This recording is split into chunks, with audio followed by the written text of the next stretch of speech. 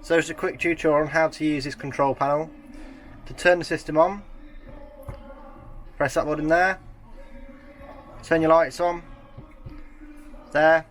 When you want to use a water pump or the toilet, turn that one on there, and now your water will be heating up and your pump will be on for your taps. And if you want to turn the pump off, lights off, and if you want the blue reading lights on, press that button there, and again to turn it off. To turn the whole system off, press and hold, and it'll turn all the system off. If you want to check your battery level, press and hold, release, and then your water level, again press and hold.